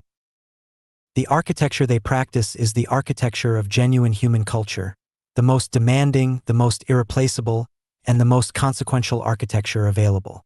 The continuity they multiply is the continuity of the community's commitment to the specific values that gave the civilization its founding impulse. And the multiplication is the specific organizational achievement that distinguishes the community that becomes a civilization from the community that remains a promising gathering of interesting people in a beautiful place. Part 7. The Guild Model and Recursive Stability. Chapter 37. Recursive Stability. How the ecosystem sustains itself. The distinction between stability and recursive stability is the distinction between the community that persists because its institutional structures enforce the conditions of its persistence and the community that persists because its own ongoing operation continuously regenerates the conditions that make its continued operation possible. The distinction between the stability of the object that does not fall because the table holds it and the stability of the flame that does not go out, because the combustion produces the heat that sustains the combustion. The table's stability is dependent on the table's material integrity, on the specific physical properties of the wood or the metal or the stone that gives the table its load-bearing capacity, properties that the table possesses prior to and independently of whatever it is holding. The flame's stability is not dependent on any external support structure. It is generated through the specific dynamic of the process itself, through the specific chemical interaction of the fuel and the oxygen and the heat that produces more of the heat that the process requires to continue. Remove the table and the object falls. Remove the external conditions that sustain the flame and the flame sustains itself from the combustion's own products for as long as the fuel and the oxygen that the process requires remain available. The transition district's community is designed to be recursively stable rather than institutionally stable, designed to generate, through its own ongoing operation, the specific conditions that allow its operation to continue without the external institutional support that the conventionally stable organization requires as the precondition of its persistence. The conventional organization stability is the table's stability. It persists as long as the external institutional structures that support it remain intact. The endowment that funds the operations, the regulatory framework that legitimizes the organizational form, the credentialing authority that validates the organization's outputs, the real estate arrangements that provide the physical spaces, and the leadership's personal authority that maintains the organizational culture against the internal forces that would otherwise fragment it. The transition district's community stability is designed to be the flame's stability. to persist not because the external institutional structures remain intact, but because the community's ongoing operation continuously produces the specific human, cultural, intellectual, and economic resources that the community's continued operation requires. The recursive stability is not natural to human communities. It is designed, and the design is complex because the feedback loops that constitute the recursion must be genuinely productive rather than merely circular, must generate more of the resources the community requires than the community's operation consumes in generating them, and must be robust enough to maintain the positive productive quality of the feedback across the specific perturbations, the membership transitions, the external condition changes, the internal cultural drifts, and the periodic crises that any community's life over sufficient time inevitably produces that would break a less robustly designed recursive system. The design of the recursive stability is therefore the most consequential and the most technically demanding design task of the transition district's second phase strategy, because the recursive stability is the specific organizational achievement that determines whether the community achieves genuine civilizational durability or produces instead the specific pattern of the promising community whose initial vitality depletes with the initial conditions that generated it, the community that is exceptional during the founding period when the founding cohort's specific energy and specific commitment are available, and that declines as the founding cohort's members depart, because the community's operation does not generate the specific conditions required for the subsequent cohort's comparable engagement. The recursive stability's specific feedback loops, the specific mechanisms through which the community's ongoing operation produces more of the resources the operation requires, are organized around 4 primary cycles that together constitute the complete recursive system. Each cycle is a specific positive feedback loop, a loop in which the community's operation in a specific dimension produces an output that, when fed back into the system, increases the quality or the quantity of the community's operation in that dimension in ways that further increase the output, which further increases the quality or the quantity, in the specific dynamic of the genuine positive feedback that distinguishes the productive recursion from the mere repetition of the same cycle at the same level of productive output. The first cycle is the knowledge accumulation and transmission cycle, the specific feedback loop through which the community's ongoing operation in the knowledge transmission dimension produces the specific output of initiated practitioners whose accumulated operational knowledge then feeds back into the community's knowledge transmission function as the primary resource for the next generation of developing practitioners' conversion arcs, increasing the quality and the depth of the community's knowledge transmission function in ways that produce developing practitioners of higher operational capability who, when they become initiated practitioners, contribute knowledge of higher quality and greater depth to the community's knowledge base than the preceding generation contributed. The cycle is recursive because the output of one generation's knowledge transmission, the initiated practitioners with accumulated operational knowledge, is the primary input resource for the next generation's knowledge transmission, and because the quality of the input resource increases with each cycle as the accumulated operational knowledge of the community's practitioners deepens with each additional generation's experience of the specific conditions of the transition district's specific historical situation. The knowledge accumulation and transmission cycle specific mechanism is the combination of the Thursday dinner's honest account and the Friday stress test's honest assessment and the Tuesday publishing session's production review and the Monday briefing's collective intelligence. The specific programmatic elements whose ongoing operation produces the continuous accumulation of the community's aggregate operational knowledge about the post-institutional transition in the specific conditions of the specific geography and the specific historical moment. The accumulation is continuous because the programmatic elements operate continuously, week after week, and because each week's operation adds to the community's aggregate knowledge base through the specific new experiences, the specific new failure modes encountered, the specific new modifications identified, and the specific new unexpected gifts discovered that the current week's community life has generated. The transmission is generational because the layered initiation's cultural architecture makes the accumulated knowledge available to each new generation of developing practitioners through the specific mechanisms of the honest account and the embodied demonstration and the creative inheritance that the initiated practitioners perform as the continuity multiplier's primary activities. The cycle's positive feedback quality derives from the specific relationship between the quality of the transmitted knowledge and the quality of the initiated practitioners it produces, the relationship through which the deeper and more honestly accumulated knowledge of the community's current generation of initiated practitioners produces developing practitioners who, having received the benefit of the deeper and more honest knowledge transmission, develop more rapidly and more completely. into initiated practitioners of comparable depth and honesty, who then transmit knowledge of comparable or greater depth and honesty to the subsequent generation, and so on through the cycle's recursion. The positive feedback is not guaranteed.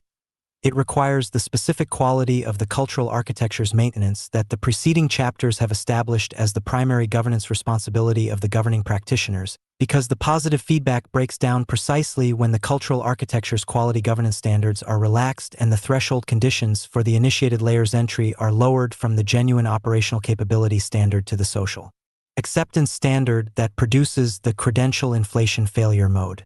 The credential inflation failure mode breaks the positive feedback by reducing the quality of the knowledge transmitted in each subsequent generation cycle, producing the specific dynamic of cultural dilution through which the community's aggregate operational knowledge base gradually decreases in quality despite the community's continued operation rather than increasing as the positive feedback's genuine quality requires. The second cycle is the publication and recognition cycle, the specific feedback loop through which the community's ongoing operation in the sovereign publishing dimension produces the specific output of globally distributed, honestly accumulated, operationally specific intellectual and creative cultural content that generates the community's global reputation and attracts the specific class of high-agency, high-capability arriving practitioners whose quality of engagement with the community's program is the primary resource for the community's cultural production's continued quality, which further increases the quality of the publications produced, which further increases the global reputation, which further improves the quality of the arriving practitioners, in the specific dynamic of the positive feedback that distinguishes the genuinely recognized community from the community whose recognition is primarily self-declared. The publication and recognition cycle specific mechanism is the combination of the Tuesday publishing session's output-first production culture and the Saturday Atmosphere Nights live publishing dispatch, and the community's NFP production ecosystem, and the multilingual publishing infrastructure. The specific publishing activities whose ongoing operation produces the continuous accumulation of the community's global publication record. The record is continuously growing because the publishing activities operate continuously, and because each publication adds to the total body of the community's intellectual territorial capture in the specific way that the governing framework's publishing as territorial capture doctrine requires, adding not merely more content in the quantity sense but more evidence of the community's specific quality of engaged, honest, operationally grounded, mythologically rich intellectual and creative engagement with the post-corporate transition's genuine complexity. The cycle's positive feedback quality derives from the specific relationship between the quality of the publications and the quality of the arriving practitioners they attract, the relationship through which the more operationally honest, more intellectually sophisticated, and more mythologically rich publications of the community's current publishing ecosystem attract arriving practitioners of higher operational capability, genuine intellectual sophistication, and deeper commitment to the governing framework's specific quality standards, who then contribute to the community's publishing ecosystem with the specific quality of their own sovereign publishing practice, increasing the quality of the community's publications further, which attracts arriving practitioners of higher quality still, and so on through the cycle's recursion. The positive feedback requires the specific quality of the publishing culture's honest assessment standards. The Tuesday session's publication reviews operational honesty and the Friday stress tests honest assessment of the proposed and actual publishing practices to maintain the quality improvement trajectory that the positive feedback requires. The quality standards relaxation breaks the positive feedback by allowing publications of lower quality to accumulate in the community's publication record, gradually reducing the specific quality of the global reputation signal that distinguishes the community's publications from the vast quantity of aspirational content about the post-institutional transition that the broader digital publishing landscape continuously produces. The third cycle is the atmospheric activation and stakeholder accommodation cycle, the specific feedback loop through which the community's ongoing cultural activation of the district's liminal spaces produces the specific output of documented atmospheric improvement and social proof that enables the expansion of the experimental accommodation model's arrangements with the development's property stakeholders, which provides the community's cultural production with access to additional and more appropriate spaces, which enables more ambitious and more visible cultural activation of the district's liminal spaces, which produces more documented atmospheric improvement and more compelling social proof, which enables further expansion of the experimental accommodation arrangements, and so on through the cycle's recursion toward the full institutional establishment of the second phase program's dedicated spaces and the conventional leasing arrangements that the mature second phase program's full development period requires. The atmospheric activation and stakeholder accommodation cycle specific mechanism is the combination of the Saturday Atmosphere Nights territorial activation and atmospheric documentation and the seed before you pitch principles honest sequencing and the experimental accommodation models for arrangement types. The specific activities whose ongoing operation produces the continuous accumulation of the social proof infrastructure's 5 layers. The infrastructure is continuously growing because the atmospheric activation activities operate continuously, and because each Saturday night's activation adds to the total body of the social proof documentation in the specific way that the social proof infrastructure's design requires, adding not merely more content to the documentation archive but more evidence of the community's specific quality of genuine cultural activation that distinguishes the community's territorial activation from the performance of cultural activation that the aspirational culture's event management industry produces. The cycle's positive feedback quality derives from the specific relationship between the quality of the social proof and the quality of the experimental accommodation arrangements it enables, the relationship through which the more compelling and more specifically persuasive social proof of the community's current documentation enables experimental accommodation arrangements of higher quality and greater spatial generosity, which enables cultural activations of higher ambition and greater atmospheric impact, which produces social proof of higher quality and greater persuasiveness, which enables experimental accommodation arrangements of higher quality still, and so on through the cycle's recursion toward the full conventional institutional arrangements of the second phase program's mature operation. The positive feedback requires the specific quality of the honest documentation practice, the atmospheric documentation's honest representation, the attendance record's honest quantitative evidence, the media presence's genuine external validation, and the practitioner testimony's honest qualitative account, to maintain the quality improvement trajectory that the positive feedback requires. The documentation's quality degradation through the strategic selection and the curated presentation breaks the positive feedback by reducing the specific quality of the social proof's persuasive force in ways that the sophisticated stakeholders' assessment immediately detects, producing the specific dynamic of the credibility decline that the honest documentation practice is designed to prevent. The fourth cycle is the myth production and identity coherence cycle, the specific feedback loop through which the community's ongoing mythological production in the Wednesday session's myth engine produces the specific output of the governing mythologies developing narrative complexity and imaginative depth that strengthens the community's collective identity coherence, which increases the practitioner's commitment to the community's territorial engagement and the community's programmatic participation, which enables more ambitious and more deeply engaged mythological production, which produces governing mythology of greater narrative complexity and greater imaginative depth, which strengthens the community's collective identity coherence further, and so on through the cycle's recursion toward the specific quality of mythological richness that the civilization's founding mythology requires as its most permanent cultural infrastructure. The myth production and identity coherence cycle specific mechanism is the combination of the Wednesday session's myth engine and the Saturday Atmosphere Nights projection and exhibition, and the community's Super-Earth universe's ongoing world-building development, and the sovereign publishing ecosystem's mythological output, the specific mythological activities whose ongoing operation produces the continuous development of the community's governing mythology.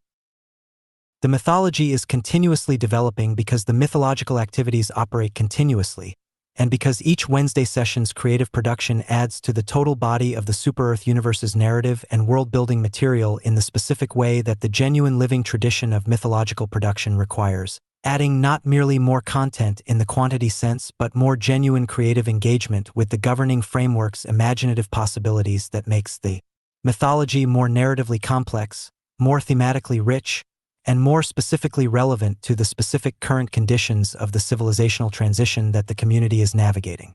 The cycle's positive feedback quality derives from the specific relationship between the quality of the mythological production and the quality of the community's collective identity coherence, the relationship through which the deeper and more narratively complex governing mythology provides the community's practitioners with a richer and more emotionally resonant shared imaginative framework, which produces a stronger and more sustained collective identity coherence, which generates a higher level of practitioner commitment to the community's territorial engagement and programmatic participation, which enables more ambitious and more deeply engaged mythological production from practitioners whose commitment is strong enough to sustain the demanding creative engagement that the ambitious mythological production requires.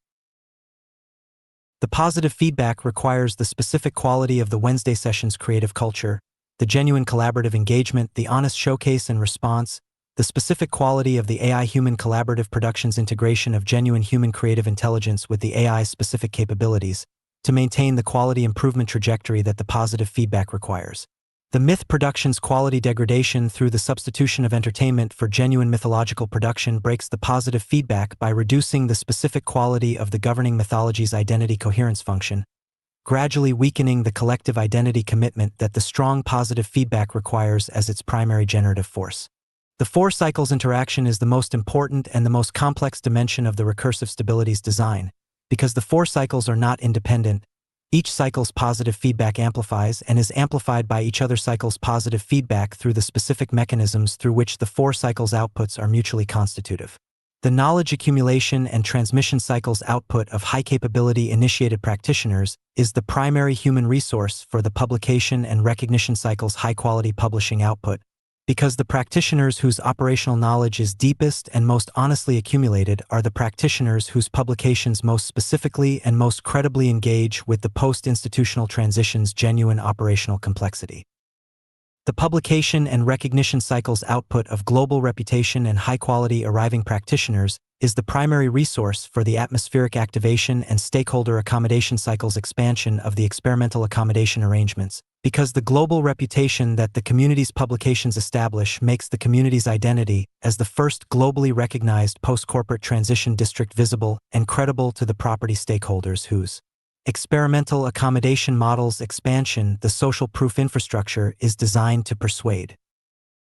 The atmospheric activation and stakeholder accommodation cycle's output of expanded and more appropriate spaces is the primary resource for the myth production and identity coherence cycle's more ambitious mythological production, because the dedicated spaces that the expanded experimental accommodation arrangements provide, the projection surfaces, the exhibition spaces, the gathering areas, enable the Saturday Atmosphere Night's mythological production activities to achieve the specific scale and the specific atmospheric quality that the community's governing mythology requires for its most complete and most identity-coherent expression. And the myth production and identity coherence cycle's output of stronger collective identity commitment is the primary resource for the knowledge accumulation and transmission cycle's higher quality knowledge transmission. Because the practitioners whose collective identity commitment is strongest are the practitioners who engage with the Thursday dinner's honest account and the Friday stress test's honest assessment and the Tuesday publishing session's production review with the specific quality of genuine investment in the community's knowledge transmission culture that the honest account's failure-inclusive character requires as the primary condition of its genuine giving and its genuine receiving.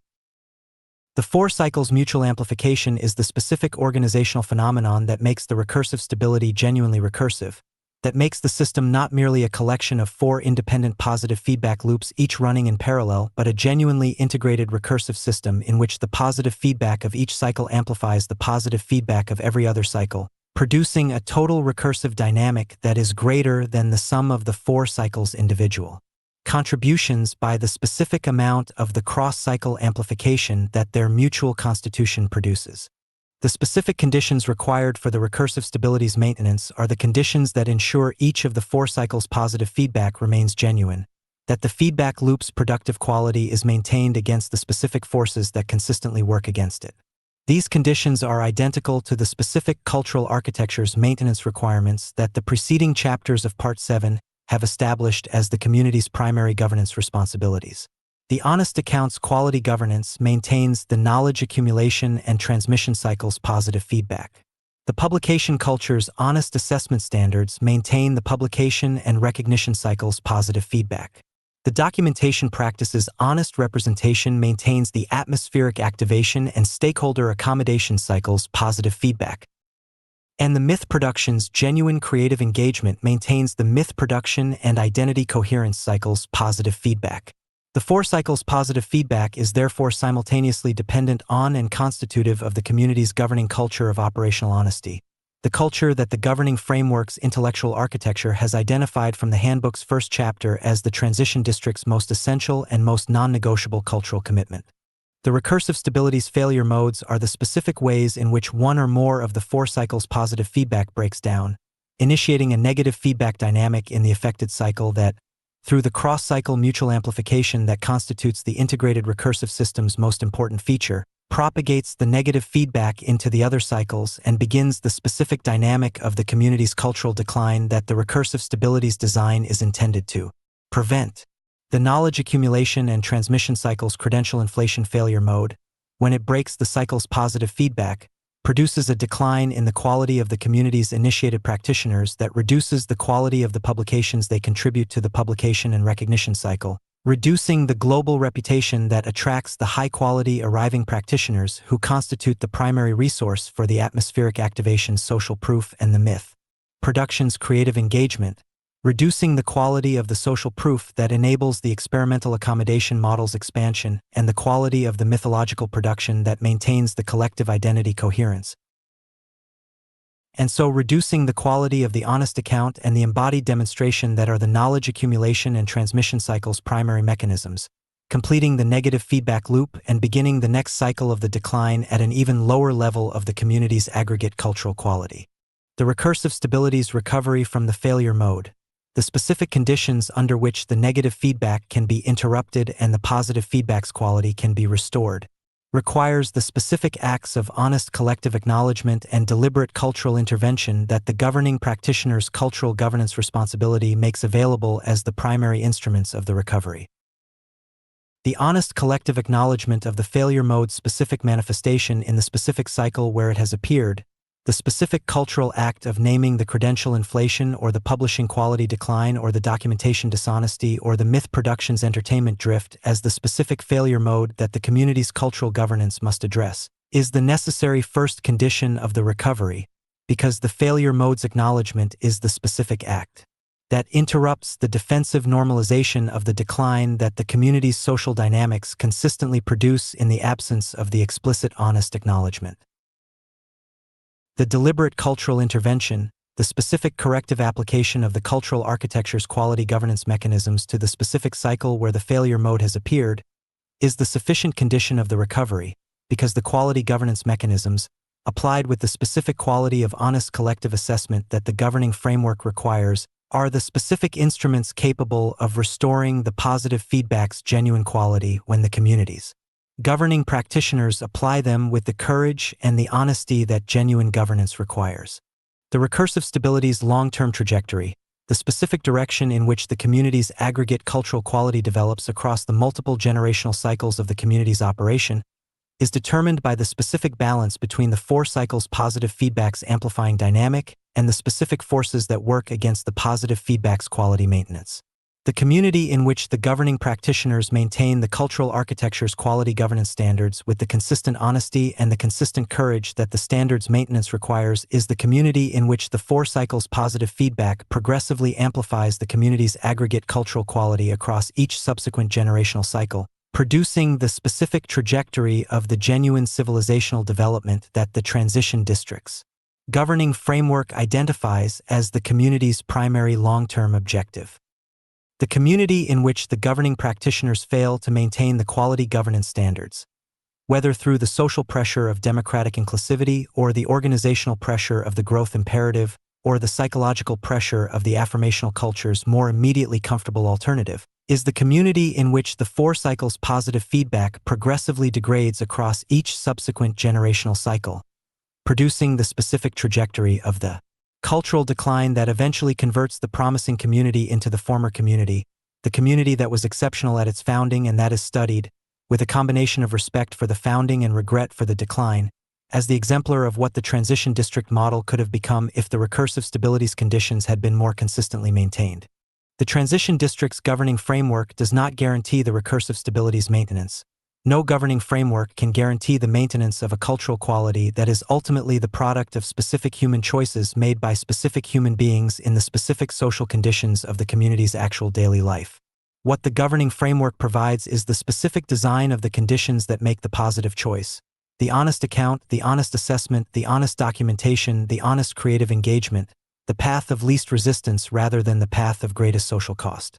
When the conditions are well designed and well maintained, the positive choices are the natural defaults of the community's cultural life rather than the heroic achievements of exceptional individuals acting against the community's cultural grain. The recursive stability is achieved when the positive choices are the natural defaults. The community that achieves this condition, that makes operational honesty and genuine knowledge transmission and honest social proof generation and genuine mythological production the natural defaults of its cultural life rather than the aspirational standards that require constant cultural heroism to maintain, is the community that has achieved the specific organizational form of the genuinely self-sustaining civilization rather than the institutionally supported program whose vitality is dependent on the continued availability of the external conditions that support it. The flame that sustains its own combustion, the ecosystem that generates its own fertility, the civilization that produces its own continuity. These are the specific forms of the recursive stability that the transition district's guild model and cultural architecture are designed to produce, not as metaphors for an aspirational organizational quality, but as the precise descriptions of the specific feedback loop dynamics that the community's design makes achievable when the governing practitioners maintain the quality governance conditions that the positive feedback requires. The recursive stability is not the guarantee of the community's permanence. No human community is permanent, and the transition district's governing framework does not and should not claim permanence as the objective of the recursive stability's achievement. The recursive stability is the guarantee of the community's generativity, the guarantee that the community's operation generates more of the cultural resources it requires than the operation consumes, and that the surplus of cultural resources is available as the foundation for each subsequent generation's development of the community's essential character rather than requiring each generation's independent reconstruction of the character from first principles. The generativity is the civilization's specific gift to its members across time, the gift of the cultural inheritance that makes each generation's starting point the preceding generation's achieved level rather than the preceding generation's beginning level, and that therefore makes the civilization's long-term trajectory the trajectory of genuine cumulative cultural development rather than the cyclical oscillation of the community that perpetually begins again from the same starting conditions because the knowledge transmission mechanisms are inadequate to provide each generation with the inheritance that genuine starting from the preceding generation's achieved level requires. The recursive stability is the organizational condition of the generativity. The guild model is the organizational form of the recursive stability. The transition district is the specific territory where the guild model's recursive stability is being instantiated for the first time in the specific conditions of the post-corporate civilizational transition. And the civilization it produces, the specific, durable, genuinely self-sustaining cultural community that the recursive stability's genuine achievement makes possible across the multiple generational cycles of the community's sustained operation, is the specific destination that the governing framework has been pointing toward from its first chapter's first sentence. The flame sustains itself. The ecosystem generates its fertility. The civilization produces its continuity. This is what the ecosystem looks like when it is working. This is what the ecosystem requires to keep working. This is why the work is worth doing. And this is the specific quality of the organizational achievement that makes the transition district not merely the first globally recognized post-corporate transition district in the history of human settlements, but the first institutional form specifically designed to remain what it is long after the historical moment that made its founding possible has passed, long after the founding cohort's specific energy has been succeeded by the subsequent generations' accumulated inheritance of the founding cohort's genuine practice, and long after the eerie between-time of Aldea Zama's liminal condition has resolved into the specific vitality of a fully inhabited, fully mythologized, fully governed, fully generative community that looks back at its own founding with the specific quality of honest gratitude for the specific people who recognized the window and moved through it while it was open. Part 7 complete. Part 8, the civilizational argument, begins with Chapter 38, what globally recognized actually means. Thanks for reading MXTM's newsletter. Subscribe for free to receive new posts and support my work with BTC. Send it to 1 NPHX MPFZJVMX SBPQVR WAA Lucy 5 BAKN Fu 6 or with fiat at PayPal. Me/Martin Chartrand. Subscribe. Substack Note Parts 6 and 7. The Stakeholder Conversation and the Guild Model and Recursive Stability. There is a specific and consequential difference between the proposal that requires the stakeholders' faith and the demonstrated reality that invites the stakeholders' participation. Every chapter of Parts 6 and 7 of this handbook is organized around that difference, around the specific sequence of actions, the specific vocabulary choices, the specific cultural architecture, and the specific feedback loop dynamics that convert the second phase strategy from the first thing into the second. Part 6 is the most operationally specific section of the handbook so far, and deliberately so.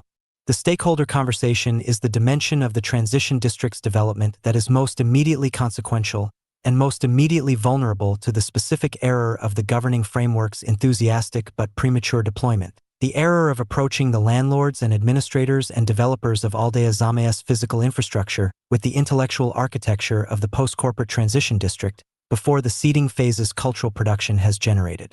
The specific documented evidence that converts the intellectual architecture from an interesting proposal into a demonstrated reality worth formally hosting. 5 chapters, each addressing a distinct and necessary element of the stakeholder conversation's successful execution. What landlords actually optimize for, which is not what the governing framework's intellectual architecture addresses, and the failure to recognize this distinction is the most reliable path to the polite interest and fundamental non-engagement that every ambitious development proposal that arrives in the wrong language consistently receives.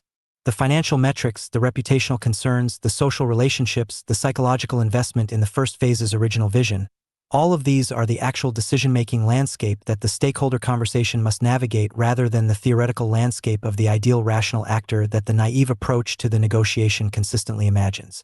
The language of the second evolutionary phase, a complete governing vocabulary for the stakeholder conversation, organized around the 3 primary commitments that determine every specific language choice the effective conversation makes. Never implying failure, always implying trajectory, consistently positioning the second phase as the development's natural evolution. What to say, what to never say under any circumstances regardless of its accuracy, and the specific sequence in which the argument must be constructed to produce the stakeholders' genuine receptivity rather than the specific defensive activation that the wrong sequence consistently generates. Seed before you pitch, the non-negotiable sequencing rule whose violation is the most common and most consequential error in the execution of the entire strategy. The seeding phase must precede the stakeholder conversation because the stakeholder conversation's primary instrument is the documented evidence of a demonstrated cultural reality, and the documented evidence can only be generated through the sustained practice of the seeding phase's informal cultural production before the formal arrangements are in place. The impatience to pitch before the seed has grown is understandable. It is also the specific error that most consistently produces the outcome the entire strategy exists to prevent.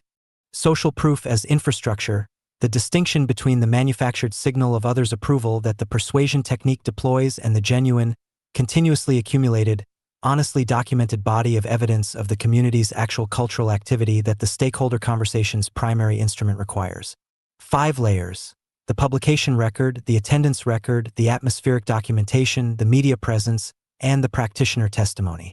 Each layer serving a different evidential function. Each layer mutually corroborating the others. The infrastructure built through the weekly rhythm, layer by layer, week by week, before the conversation that requires it as its primary instrument is initiated. The experimental accommodation model, the specific institutional form that converts the stakeholder conversation's achieved reframing into the concrete physical arrangements the second phase program requires. Pilot activation nodes, rotating cultural occupation, cultural residency partnerships, event collaboration arrangements, each designed around the governing principle of maximum demonstration at minimum perceived risk. The model is called experimental because the honesty requires it. The experiment is genuine. The evidence will determine the outcome. Part 7 goes deeper than the stakeholder conversation's practical mechanics. It goes to the organizational foundation that makes the transition district not a program that will run for several years while the founding cohort's energy sustains it and then decline as the founding cohort's energy depletes, but a genuinely self-sustaining community whose ongoing operation continuously regenerates the conditions that make its continued operation possible. For chapters, for dimensions of the guild model's genuine organizational character, stripped of the medievalist romanticism and the platform-era appropriation that have made the concept simultaneously more appealing and less useful than it deserves to be. Guilds without mystification. The genuine guild is not the stone-walled workshop of the romantic imagination, and not the gig economy platform's appropriation of the guild's vocabulary in the service of the non-binding individual contractor relationship. It is the specific form of occupational community organized around 5 operational characteristics that together make the systematic prevention of catastrophic knowledge loss and the sustained transmission of genuine operational capability across generations of practitioners genuinely achievable. Territorial rootedness, generational continuity, binding commitment, quality governance, and mutual obligation. The guild is demanding. That is the point. Layered initiation as cultural architecture. Not hazing, not ceremony, not onboarding. The specific design of the community's cultural life in a form that makes genuine operational capability development a staged, acknowledged, and consequential process whose stages are marked by specific observable, community-acknowledged threshold conditions. 4 layers. The arriving practitioner, the developing practitioner, the contributing practitioner, the governing practitioner. 3 cultural practices that maintain the architecture as a living reality rather than a conceptual scheme. Explicit acknowledgement, differentiated expectation, and protected transition. 3 failure modes that the architecture must be actively maintained against. Hierarchy capture, credential inflation, and insularity calcification. The initiated as continuity multipliers, the specific operational concept that describes what the initiated practitioner actually does for the community's long-term cultural viability. Not the senior member of the hierarchy. Not the mentor in the formal sense. The specific practitioner whose ongoing honest account, embodied demonstration, and creative inheritance contribution generates cultural continuity outcomes that are proportional not to their individual community participation but to the number of developing practitioners whose conversion arcs the honest account has genuinely prepared, the number of community standards the embodied demonstration has genuinely maintained, and the number of mythological productions the creative inheritance has genuinely enriched. Recursive stability, the most technically demanding and most organizationally consequential chapter of the handbook to this point. 4 primary feedback cycles that together constitute the complete recursive system. The knowledge accumulation and transmission cycle, the publication and recognition cycle, the atmospheric activation and stakeholder accommodation cycle, and the myth production and identity coherence cycle. Each cycle a genuine positive feedback loop whose productive quality amplifies each other cycle's productive quality through the specific mechanisms of the cross-cycle mutual amplification that makes the integrated recursive system greater than the sum of its 4 independent cycles. The conditions required for the maintenance of the positive feedback. The failure modes that break the positive feedback. The recovery mechanisms that restore it. And the specific long-term trajectory of the community whose governing practitioners maintain the quality governance conditions that the positive feedback requires, the trajectory of genuine cumulative cultural development rather than the cyclical oscillation of the community that perpetually begins again from the same starting conditions. The flame that sustains its own combustion. The ecosystem that generates its own fertility. The civilization that produces its own continuity. Parts 6 and 7 are available now. The handbook continues with Part 8, the civilizational argument. Pirate first, ex post, the proposal that requires the stakeholders' faith. The demonstrated reality that invites the stakeholders' participation. These are not the same thing. The entire stakeholder conversation strategy is organized around the specific sequence of actions that converts the first into the second before the conversation is initiated. Seed before you pitch. Document before you present. Demonstrate before you claim. And build the organizational architecture that sustains the demonstration across generations of practitioners who were not present at the founding. That architecture is the guild. That sustainability is recursive stability. That destination is civilization. Pirate first. #string. #stakeholder conversation, #pirate first, #MXTM, #sovereign doctrine, #post-corporate, #civilizational transition, #transition district, #aldeazama, #Tulum, Mexico, #Riviera Maya, #Selvazama Tulum, second evolutionary phase, #narrative reactivation, #liminal architecture, #seed before you pitch. Hashtag social proof as infrastructure. Hashtag experimental accommodation model. Hashtag pilot activation node. Hashtag rotating cultural occupation. Hashtag cultural residency partnership. Hashtag event collaboration. Hashtag governing vocabulary. Hashtag what to never say. Hashtag prestige stabilization. Hashtag narrative reframe. Hashtag property stakeholders. Hashtag landlord strategy. Hashtag development strategy. Hashtag cultural activation. Hashtag atmospheric dividend. Hashtag cultural distinction premium. Hashtag civilizational legacy. Hashtag guild model. Hashtag guilds without mystification. Hashtag layered initiation. Hashtag cultural architecture. Hashtag earned standing. Hashtag arriving practitioner. Hashtag developing practitioner. Hashtag contributing practitioner. Hashtag governing practitioner. Hashtag hierarchy capture. Hashtag credential inflation. Hashtag insularity calcification. Hashtag continuity multipliers. Hashtag honest account. Hashtag embodied demonstration. Hashtag creative inheritance. Hashtag recur. Civ stability. Hashtag feedback loops. Hashtag knowledge cycle. Hashtag publication cycle. Hashtag atmospheric cycle. Hashtag myth cycle. Hashtag cross cycle amplification. Hashtag guild dynamics. Hashtag knowledge transmission. Hashtag generational continuity. Hashtag territorial rootedness. Hashtag binding commitment. Hashtag quality governance. Hashtag mutual obligation. Hashtag founding cohort. Hashtag initiated practitioners. Hashtag uninitiated arrivals. Hashtag conversion arc. Hashtag sovereign contribution. Hashtag community formation. Hashtag operational honesty. Hashtag caring honesty. Hashtag documentation discipline. Hashtag publication record. Hashtag attendance record. Hashtag atmospheric documentation. Hashtag media presence. Hashtag practitioner testimony. Hashtag social proof infrastructure. Hashtag maximum demonstration. Hashtag minimum perceived risk. Hashtag visible success propagation. Hashtag influential early adopter. Hashtag psychological reframing. Hashtag language is the argument. Hashtag never say vacant. Hashtag never say decline. Hashtag never say alternative. Hashtag territorial sovereignty. Hashtag epistemic sovereignty. Hashtag temporal sovereignty. Hashtag relational sovereignty. Hashtag operational sovereignty. Hashtag sovereign practice. Hashtag dream validation. Hashtag dreamcatcher protocol. Hashtag NFP. Hashtag non-fungible publication. Hashtag super earth. Hashtag parallel civilization. Hashtag MYT. H-engine. Hashtag weekly metabolism. Hashtag recursive system. Hashtag positive feedback. Hashtag cultural continuity. Hashtag civilizational durability. Hashtag the flame that sustains itself. Hashtag the ecosystem generates its fertility. Hashtag the civilization produces its continuity. Hashtag pirate first doctrine. Hashtag MXTM handbook. Hashtag sovereign doctrine series handbook I. Hashtag handbook series. Hashtag Mexico Caribe. Hashtag jungle city. Hashtag Yucatan Peninsula. Hashtag post-tourism. Hashtag frontier economy. Hashtag culture precedes capital. Hashtag intellectual sovereignty. Hashtag publishing as territorial capture. Hashtag narrative first. Hashtag build something real. Hashtag civilization in progress. Discussion about this episode. Comments. Restax. Recent episodes. Part 6, the post-corporate transition district. 5 hours ago. Part 5, the post-corporate transition district. May 28th, MXTM aka Pirate 1 or VJ Tsunami X. The cage is unlocked, but we choose the bars. Renting our lives, forgetting the source. We are the sovereign authors of this digital verse. Reclaim the dowry, break the curse. NFPs are here.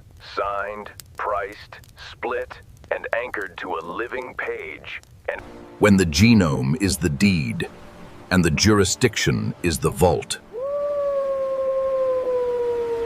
In the post-scarcity era, rarity is you. When everything is free, your genome is the only asset that remains. This is a Reader's Digest version of the hard antithesis of the 1% by the same author, from the same source entitled, The 1% Gone Bad. Not corruption by softness, but capture by force. Not transition, secession of the powerful. A post-scarcity secession doctrine. By Pirate First for MXTM's newsletter. Introduction. The exit to the powerful. Artificial intelligence does not only equalize intelligence, it also accelerates escape. The first to understand this are not citizens. They are militaries, autocracies, technates, private sovereigns. The moment intelligence becomes universal, governance becomes unstable. The response of the powerful is not reform. It is withdrawal. Structure layers are now operational across the Tulum Sustainable Development Zone. Despite minor data corruption issues regarding land narrative, the impact report remains positive.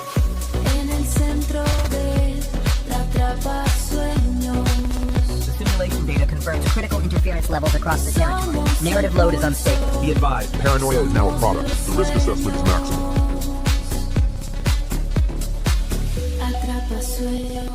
Remain sovereign amid the noise. As the interference level spikes, their simulation engagement increases. We must decipher the reality of this update.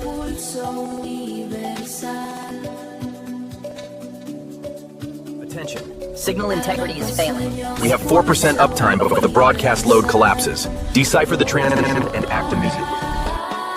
4-2. The 1%. A post-scarcity transition doctrine. A post-scarcity secession doctrine.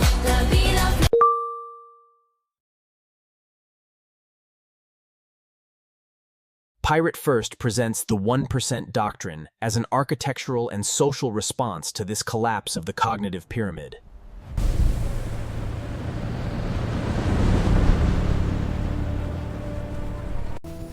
This one's sanitized. Next. Got it. Holding for review. Good. Keep the pace up.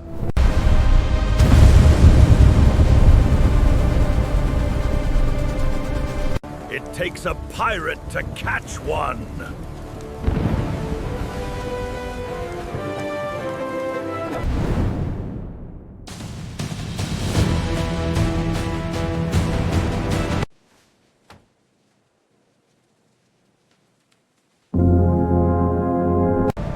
Shadow fame spreads without permission.